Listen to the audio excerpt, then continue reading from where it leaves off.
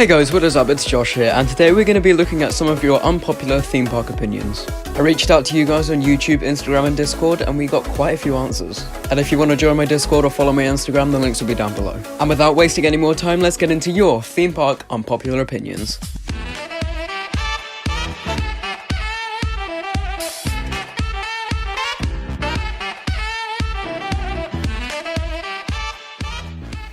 First off, Grand National has a good amount of airtime. Honestly, it does look like it's got a few nice moments around its layout.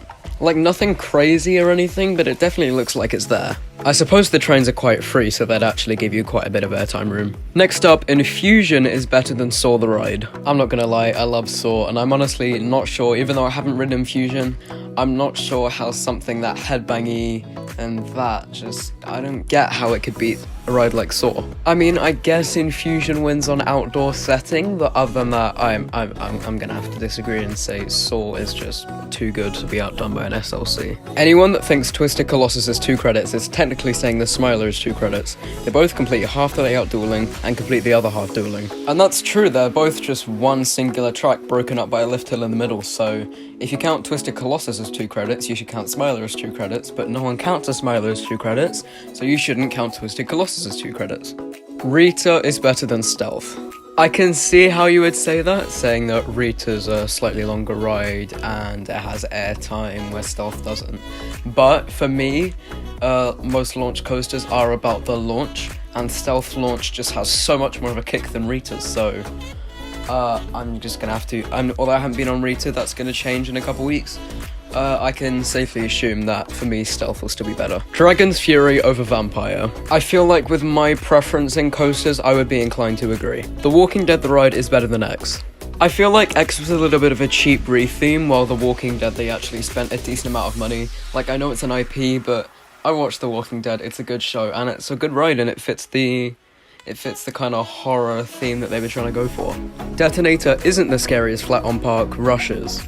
I'm not gonna lie, I do agree with Mr. Silkstone on this one, and I'm gonna say that Detonator is the scariest ride on park. Well, obviously, I'll do any ride there at a heartbeat.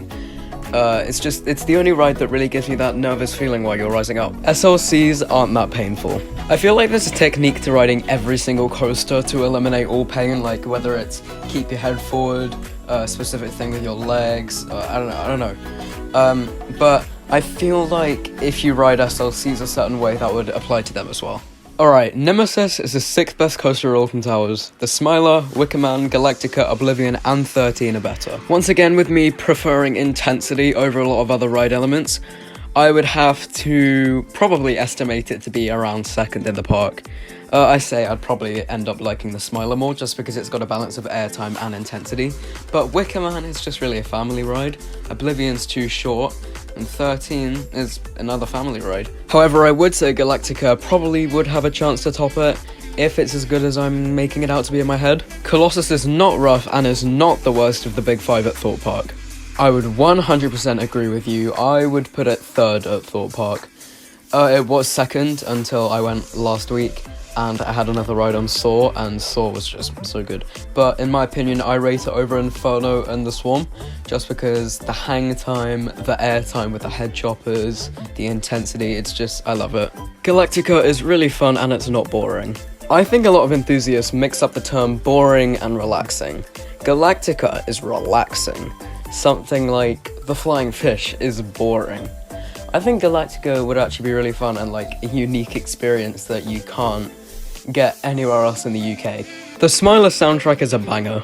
While a lot of people, including myself, think the soundtrack is fairly repetitive, I honestly think that it's a good kind of repetitive, as in like it really fits the ride's theme, and honestly, I don't hate it.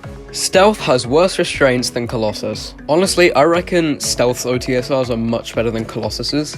I reckon if you put Stealths on Colossus, they would actually make a world of difference to the ride and probably push it over Saw for me.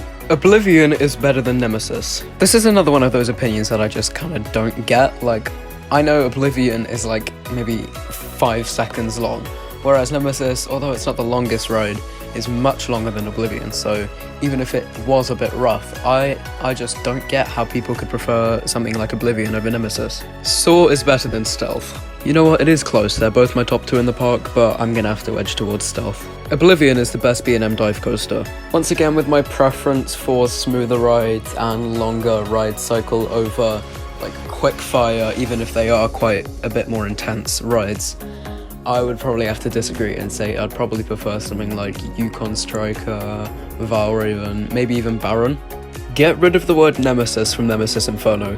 Inferno would be a more fitting name because a glorified Batman the Ride clone does not deserve the legendary Nemesis title. I think they should drop the Nemesis title as well, but not because I don't like Inferno. I love Inferno, it's a great ride. But people always compare it to Nemesis, often concluding that the original's better, which then looks bad on Thorpe Park. So honestly, I think Inferno as a name would just work better.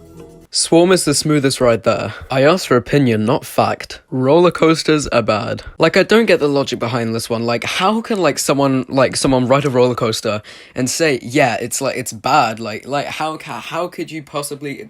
Your channel is dying. It's actually been growing, thank you very much. Colossus back row is better than Stealth. Now, before I go and tell you why you're wrong, first, I've just got to say that Colossus back row is insane this year. Like, you get whipped over that airtime hill, you get great floater with the head chopper at the end, great hang time on the 4 barrel rolls, great, you get pulled over the second half of the loop. It's really intense, and I don't get how someone could not like Colossus back row this year. With that being said, let's be real, Stealth's in a league of its own, and there's no danger of Colossus topping it anytime soon. King Dakar is better than most of the rides at Great Adventure. It's just too short. I'm not gonna lie, if I like Stealth this much, and King Dakar has the same restraints, and it's a longer ride overall, even though it's still quite short, I have no reason to believe that King Dakar is not like a top 25 coaster in the entire world. And last but certainly not least, please don't kill me, but airtime was overhyped for me. I heard all these amazing things about it, and when I got some on Stealth last week, it wasn't amazing as expected. You know what, on some rides, airtime actually isn't that great. Like Stealth, I get airtime, but I really don't enjoy it like a lot. But rides like Detonator and certainly Rush, when you get like those floater and ejector moments on those rides, literally you get flung out your seat and it is just so fun. So for that reason, I'm gonna have to disagree with you, but only on certain rides. Also, you knew I was gonna put that one in, let's be real. And with that's gonna have to be it now. Make sure you subscribe so you don't miss my next video, and I won't spoil too much about it, but it's the first episode in a 4-part series. And with that, I'm gonna head off now. I'll see you around.